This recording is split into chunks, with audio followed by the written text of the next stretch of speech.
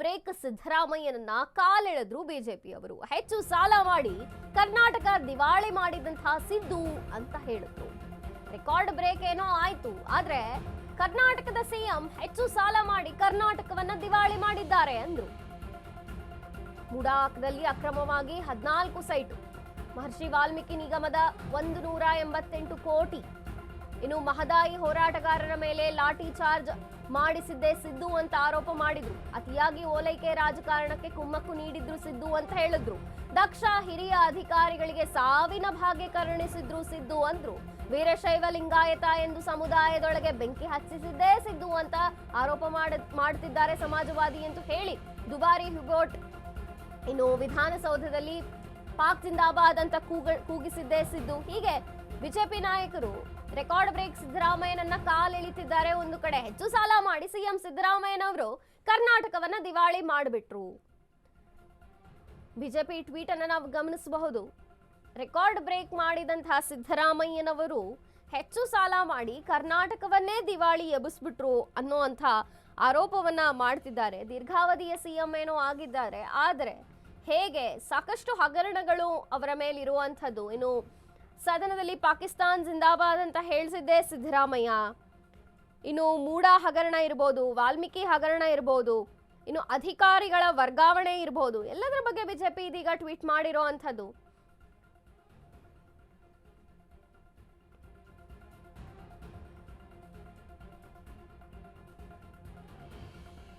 ಸಿದ್ದರಾಮಯ್ಯನವರು ದೀರ್ಘಾವಧಿಯ ಸಿಎಂ ಅಂತ ಕರ್ನಾಟಕದಲ್ಲಿ ದಾಖಲೆ ಮಾಡಿದಂತಹ ಹಿನ್ನೆಲೆಯಲ್ಲೇ ಇದೀಗ ಆ ಬೆನ್ನಲ್ಲೇ ಬಿಜೆಪಿ ಹೇಳಿಕೆಯನ್ನು ಕೊಟ್ಟಿರುವಂಥದ್ದು, ಟ್ವೀಟ್ ಮಾಡಿರುವಂಥದ್ದು. ದಿವಾಳಿ ಎಬ್ಸಿ ಸಿಎಂ ಸಿದ್ದರಾಮಯ್ಯ ಕರ್ನಾಟಕವನ್ನ ದಿವಾಳಿ ಎಬ್ಸಿ ದೀರ್ಘಾವಧಿಯ ಸಿಎಂ ಅಂತ ದಾಖಲೆ ಮಾಡಿದ್ರೆ ಏನು ಪ್ರಯೋಜನ ಅನ್ನೋ ರೀತಿಯಲ್ಲಿ ಕಾಲೆಳೆದಿದ್ದಾರೆ ಸಿಎಂ ಸಿದ್ದರಾಮಯ್ಯನವರನ್ನ. ಕೌಂಟರ್ 1 ಮತಾಂಧ ಟಿಪ್ಪು ಜಯಂತಿ ಆಚರಣೆ ಮಾಡಲು ನಿರ್ಧಾರ ತಗೊಂಡಿದ್ದೇ ಸಿಎಂ ಸಿದ್ದರಾಮಯ್ಯ. ಲೋಕಾಯುಕ್ತಕ್ಕೆ ಮೊಳೆ ಹೊಡೆದು ದುರ್ಬಲ ಎಸಿಬಿ ಸ್ಥಾಪನೆ ಮಾಡಿದ್ದೇ ಅವರು. ಮತಾಂಧ ಟಿಪ್ಪು ಜಯಂತಿ ಆಚರಿಸಲು ನಿರ್ಧಾರ ಮಾಡಿದ್ದು ಸಿಎಂ ಸಿದ್ದರಾಮಯ್ಯನ ಇವ್ರ ಕಾಲದಲ್ಲೇ ಅದಾಯ್ತಲ್ವಾ ಅಂತ. ಇನ್ನು ಎಸಿಬಿ ಸ್ಥಾಪಿಸಿದ್ದು ಸಿದ್ದು ಅವರು.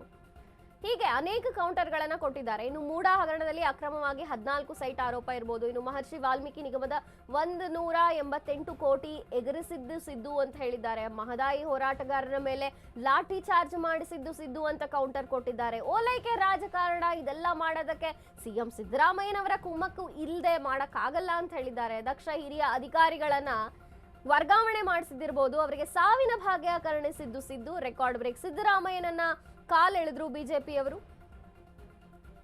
ಮತಾಂಧ ಟಿಪ್ಪು ಜಯಂತಿ ಆಚರಿಸಲು ಸಿಎಂ ಸಿದ್ದರಾಮಯ್ಯನವರೇ ಹೇಳಿದ್ದಲ್ವಾ, ಅವರ ಕಾಲದಲ್ಲಿಯೇ ಟಿಪ್ಪು ಜಯಂತಿಯನ್ನ ಆಚರಣೆ ಮಾಡೋದಕ್ಕೆ ಅವಕಾಶ ಕೊಟ್ಟಿದ್ದು. ಇನ್ನು ಹಿರಿಯ ಅಧಿಕಾರಿಗಳಿಗೆ ವರ್ಗಾವಣೆ ಮಾಡಿದ್ದಿರ್ಬೋದು ಅಥವಾ ಅವರ ಸಾವಿಗೆ ಕಾರಣರಾಗಿದ್ದು ಸಿದ್ದುನೇ ಅಂತ ಬಿಜೆಪಿಯವರು ಹೇಳ್ತಿದ್ದಾರೆ.